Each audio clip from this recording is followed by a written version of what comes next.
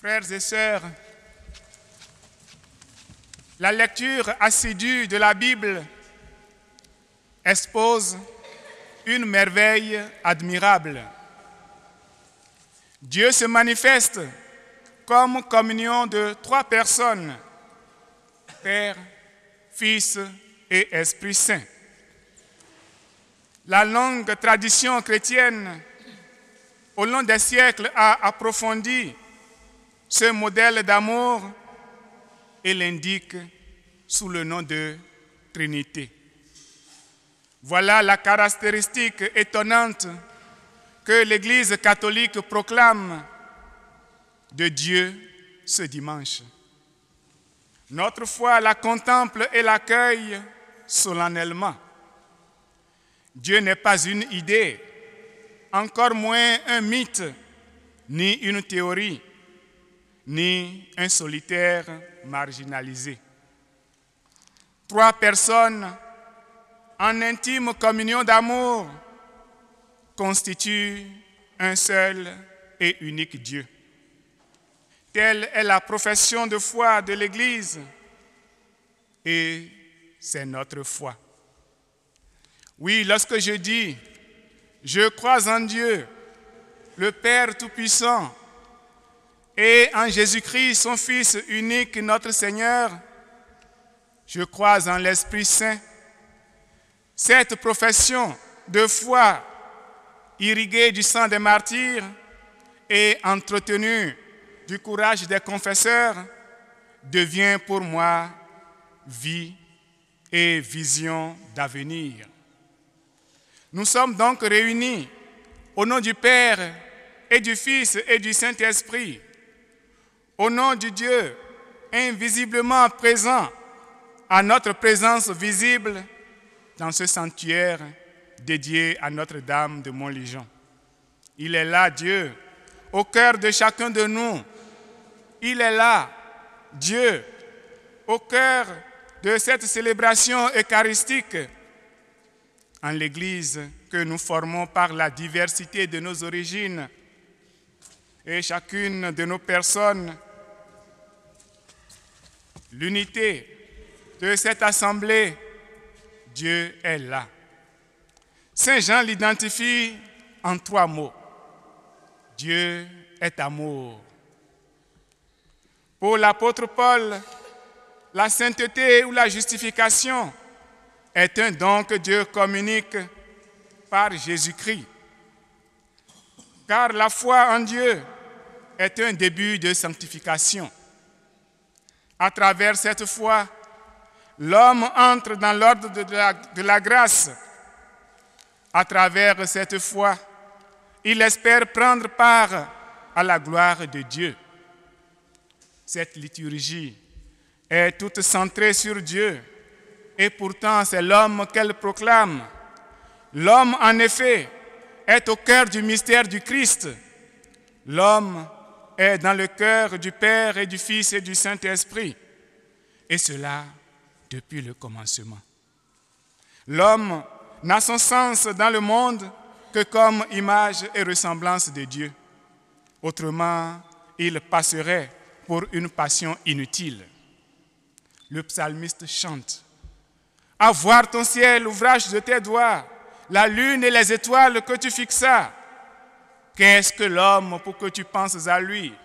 Un fils, le fils de l'homme que tu en prennes souci. Tu l'as voulu un peu moindre qu'un Dieu, le couronnant de gloire et d'honneur. Tu l'établis sur les œuvres de tes mains. Tu mets toutes choses à ses pieds. Fille ou fils de l'adoption divine, chaque être humain est donc invité à croître à travers tout ce qui concourt au progrès du monde où il vit, à travers toutes les œuvres de sa main et de son génie, à travers son succès, le succès plutôt de la science contemporaine et l'application de la technique moderne. L'homme est ainsi voulu reflet et réceptacle de la grâce et de l'amour de Dieu. Il trouve paix et tranquillité dans sa propre histoire en imitant l'amour de Dieu. L'amour humain n'est-il pas, dans cette logique, l'expression du désir de rencontrer Dieu? L'amour authentique détruit-il, absorbe-t-il, ne refuse-t-il pas la fusion? Est-il soumission et servitude? L'amour accomplit l'être aimé en l'élevant dans sa dignité de personne humaine, tout en admettant la différence.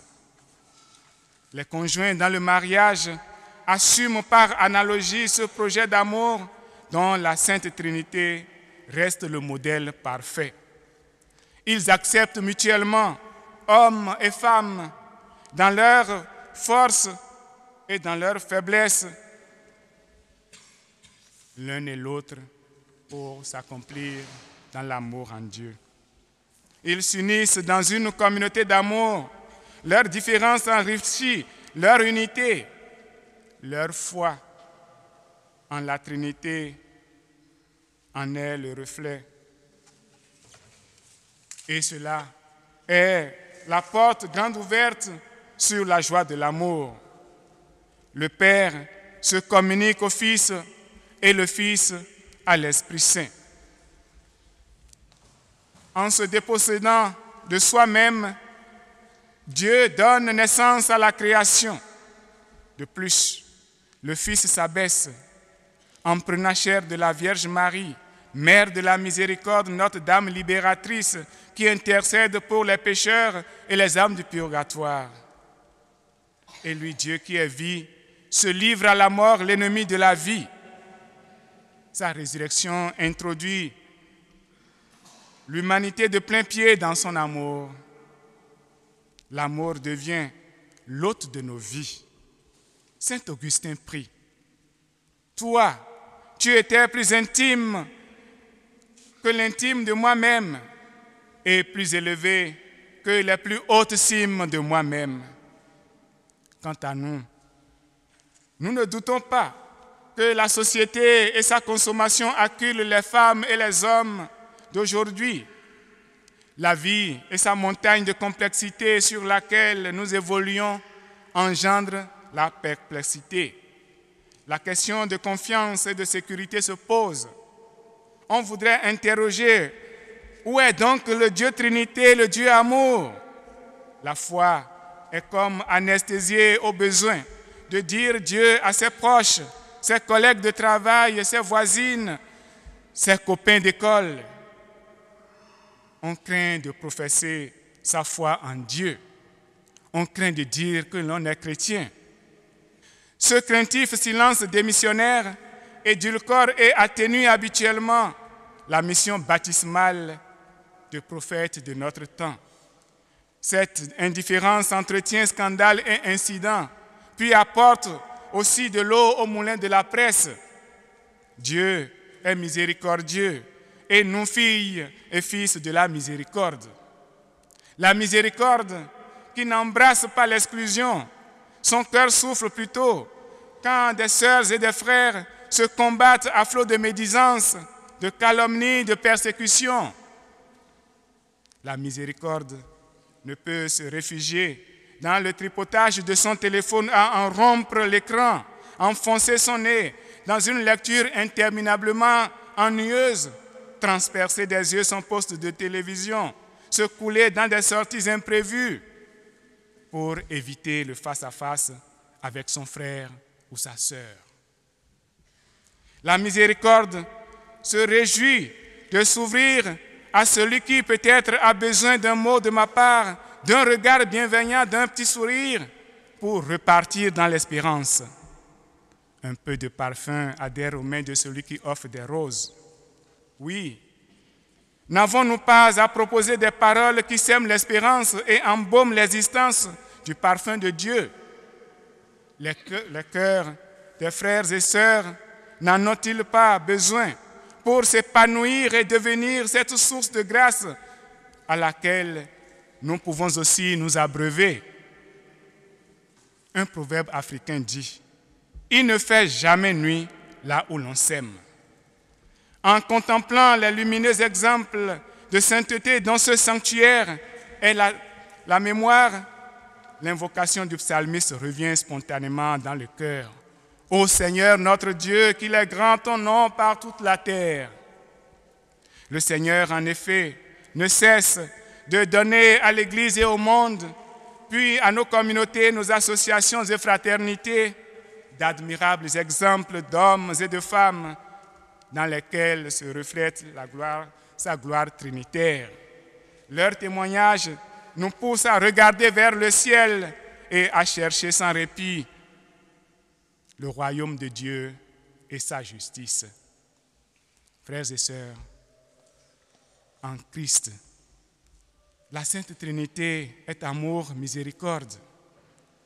En son cœur tendre et attentif, nous apprenons à aimer en deçà et au-delà de tout ce que nous pouvons concevoir et imaginer dans notre fragile humanité. Que par cette célébration eucharistique et ce pèlerinage, il inonde nos cœurs de l'océan de sa grâce afin que nous pressions le pas vers l'humanité pour lui annoncer l'amour divin répandu à profusion sur nous. Sainte Marie, Notre-Dame de Montlégion, soutiens-nous dans ce service à Dieu, aux sœurs et aux frères, afin que notre existence comme la tienne soit une louange au Père et au Fils et au Saint-Esprit. Amen.